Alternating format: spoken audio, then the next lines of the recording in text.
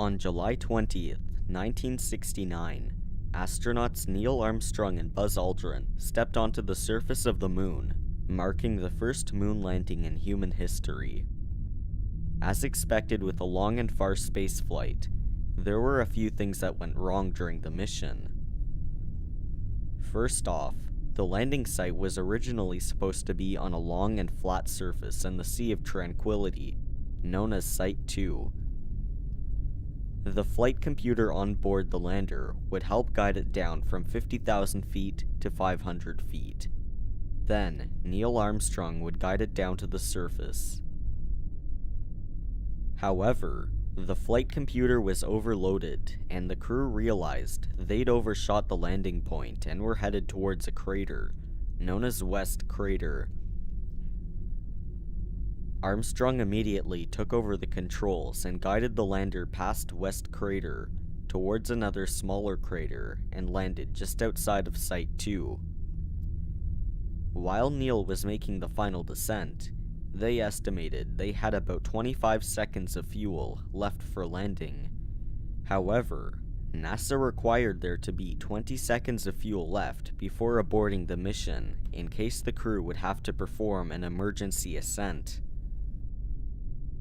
Another major risk to the mission was the fact that nobody knew whether or not they would be able to take off, since it was never tested on the moon until the mission. With all of this in mind, Neil Armstrong estimated the odds of the crew getting home safely was only 90%, while the odds of them getting to step out onto the moon was only a 50% chance. It's important to keep in mind that this mission was the first attempt to put people on the moon. What's even scarier was NASA's plan if the crew got stranded on the moon. 30 years later, NASA's plan in case the crew got stranded was revealed. They planned on cutting communications with them and, basically, leaving them there to die, since there was no chance of a rescue mission. The crew later stated that they had no idea that was their plan.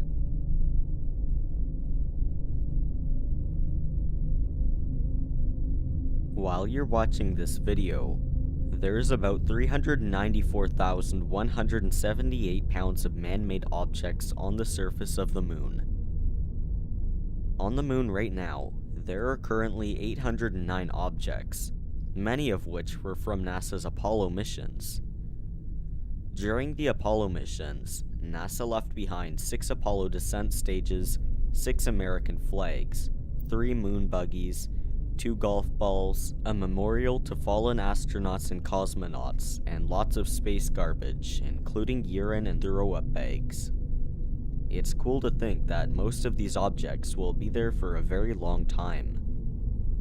The moon doesn't have any atmosphere, so there's no wind or water to erode away the footprints and other objects left on the moon.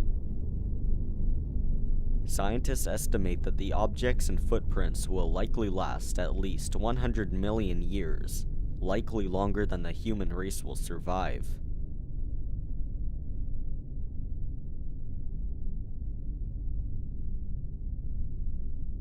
Here is a picture of Earth, home to us all.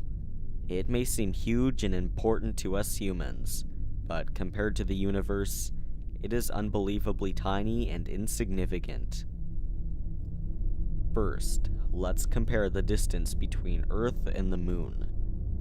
You probably think the Earth and Moon are very close together, since they're usually placed very close in diagrams and it appears huge in the night sky. The truth is, however, the Moon is 384,400 kilometers away. Here's a picture of the distance between the Earth and the Moon, taken by NASA's OSIRIS-REx.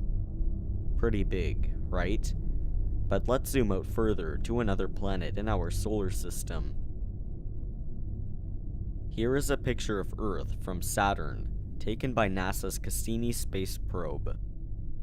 Saturn is about 1.2 billion kilometers from Earth. But let's not stop there. This is a picture of our galaxy, the Milky Way.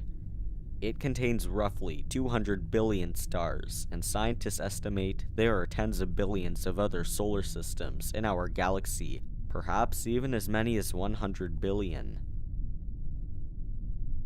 The galaxy is also 100,000 light-years in diameter.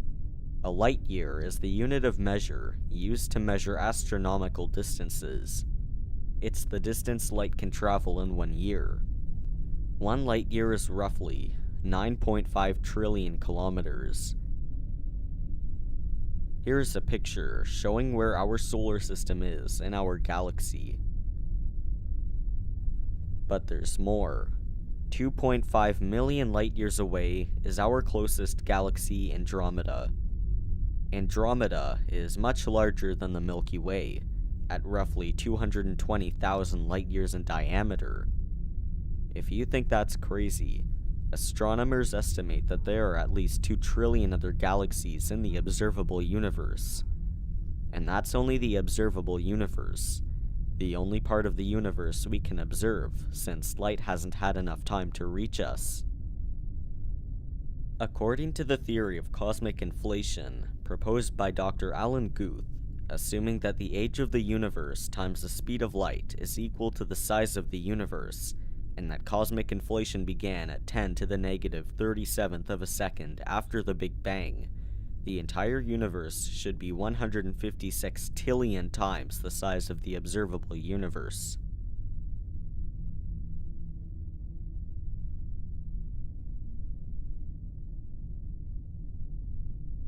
When we look up at the night sky, we see clusters of stars over a dark, black background. It makes sense to assume that wherever we go in the universe, that's also what we will see. Hundreds and hundreds of stars everywhere we look. However, that's only the case while looking around inside our Milky Way galaxy. If you were able to leave our cluster of galaxies and float in space between galaxies, you would see nothing but total blackness. No stars or lights, just darkness.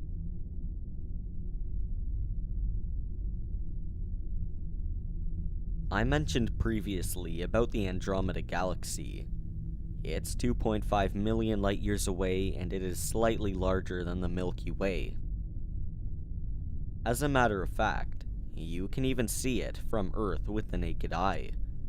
But did you know that Andromeda is on a collision course with the Milky Way?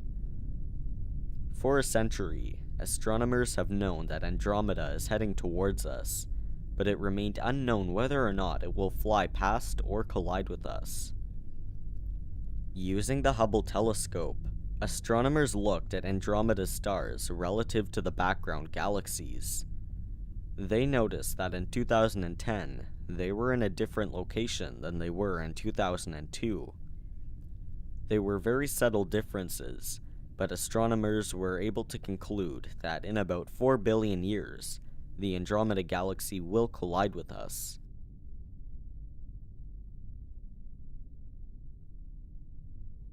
Venus is often considered Earth's twin. Its size, mass, and density is very similar, but that's really about it. If you take a closer look, Venus is a hellish planet. It's the hottest planet in the solar system, with an average temperature around 864 degrees Fahrenheit. Its atmosphere is 100 times thicker than Earth's. If you managed to step on the surface without immediately getting fried, you would get crushed by the thick atmosphere. Probes that scientists have landed there have not lasted longer than a few hours. Furthermore, at the top of the cloud layers on Venus, wind speeds reach up to 355 kilometers an hour. If you descend into the middle layers of the clouds, wind speeds increase, reaching up to 700 kilometers an hour.